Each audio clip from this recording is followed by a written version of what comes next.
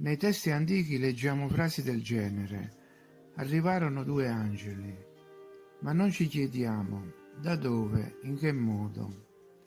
A volte in una nuvola, a volte sopra una nuvola o nella nebbia, eccetera. Nuvole e nebbie sono in quei casi manifestazioni spontanee dell'etere o si tratta di anticamere di portali. Le nuvole associate a improvvise presenze hanno una lunga tradizione e ci sono molte storie, anche recenti, che riguardano i portali fra le nuvole. Ne racconto brevemente qualcuna. La prima riguarda un evento accaduto in Russia nel 1952, anche se venuto alla luce molto più tardi. Il 7 giugno di quell'anno un treno partì dalla stazione di Vyborg diretto a Kanneliarvi per condurre i ragazzi dai 10 ai 13 anni ai campi estivi per i pionieri dell'Unione Sovietica. Siamo nella regione di Leningrado. Alle 21 il treno non è ancora arrivato alla destinazione e scatta l'allarme. Alle 13:30 era transitato regolarmente a 10 km dalla stazione finale, ma poi era scomparso. Mistero, stupore. L'incidente viene segnalato a Mosca e Beria ne parla a Stalin. Sembra che Stalin, dopo aver ascoltato con attenzione, abbia detto: «Avete 3 giorni per trovare il treno». Furono impiegati centinaia di miliziani, fu coinvolto il KGB e tutti gli investigatori disponibili. Ma, nonostante il binario fosse unico, senza diramazioni, del treno non gira nessuna traccia. Spostiamoci ora nel tempo, 40 anni dopo, il 7 giugno del 1992. Uno strano treno appare alla stazione Finlaschi. Carrozze di legno vecchio modello, locomotiva a vapore della serie IS. Lungo i vagoni ci sono le bandiere rosse e i simboli dei pionieri, i ritratti di Lenin e Stalin. I passeggeri erano ragazzi dai 10 ai 13 anni in camicia bianca e cravatta rossa sul petto. I ragazzi scesero dai vagoni e videro treni nuovi, passeggeri vestiti in modo insolito a una stazione nuova. I leader dei ragazzi, col capotreno Nina Vladimirovna, si recarono negli uffici dell'amministrazione. Dopo 40 minuti ritornarono. Erano depressi e i ragazzi cominciarono ad avere paura. Piangevano ed erano in stato confusionale. Il consigliere anziano disse: «Ragazzi, ciò che vedete non è il nostro tempo e non è il nostro paese. Siamo ostaggi di un fenomeno naturale terribile.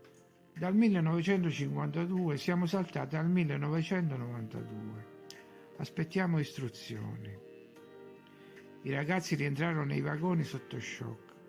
Nina Vladimirovna interpellò l'insegnante di fisica.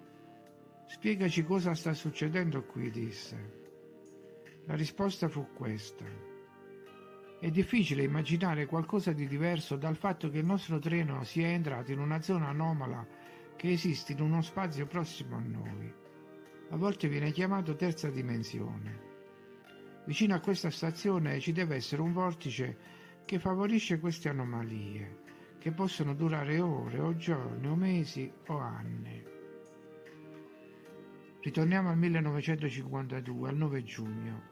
Un treno appare inaspettato sul terzo binario della stazione di Kanneliarvi e tutti gli operai e i dirigenti si avvicinano al treno.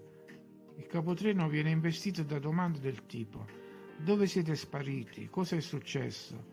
Perché non ci avete contattato?»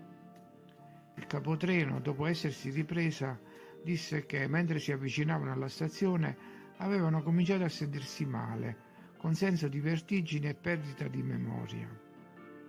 Il capotreno, Nina Vladimirovna, il capo dei pionieri, Rufina Nikolaevna, l'educatore Georgi Petrovich Burtsev e l'ufficiale della stazione Olga Petrova furono immediatamente accusati di sequestro e arrestati.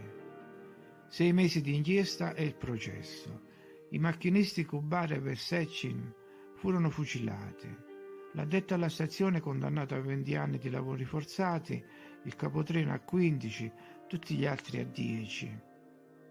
Fine di questa storia.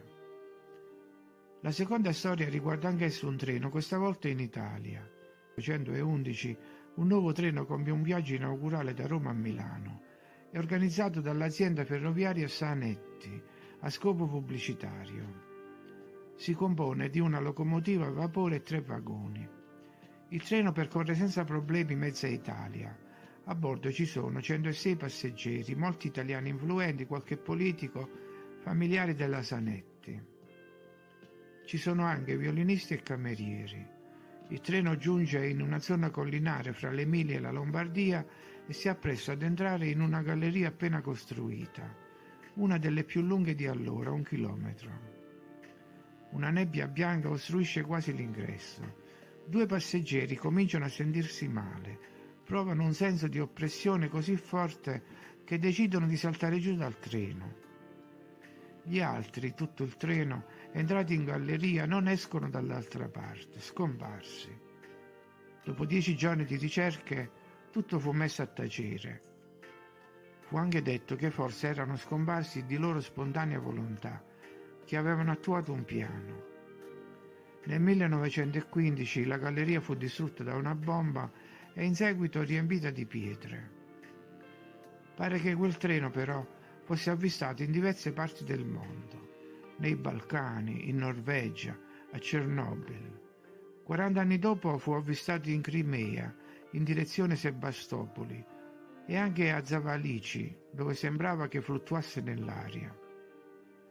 Ma l'avvistamento più clamoroso fu quello avvenuto in Messico, che risaliva però a 70 anni prima. Uno psichiatra riferì di aver visitato decine di persone che dicevano di essere scese da un treno italiano.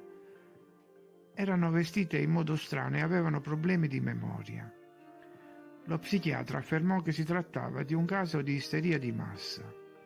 Qualcuno ha collegato anche questo fenomeno alla descrizione, che si trova nei registri medievali di Modena, di una macchina che emetteva fumo. Fine della seconda storia. Le altre riguardano fatti risalenti a molti secoli fa.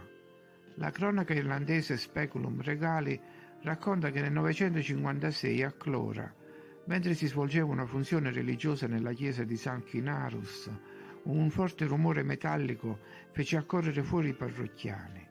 Quello che videro li lasciò senza fiato. Un'ancora di ferro era sbattuta contro il portone della chiesa e si era incastrata. Sopra di loro una nave che fluttuava a mezz'aria.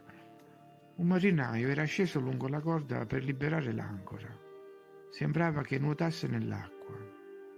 I parrocchiani cercarono di prenderlo, ma lui tagliò la fune e la nave si sollevò portandolo con sé e scomparve. Nel 1123 capitò un fatto analogo. Sembra che durante il regno di Enrico I una nave volasse su Londra. Da una scala di corda cominciarono a scendere delle persone. Temendo che fossero diavoli, i cittadini li presero e li affogarono nel Tamigi. Gli altri scapparono tagliando la corda dell'ancora della nave. L'espressione tagliare la corda si usa ancora oggi.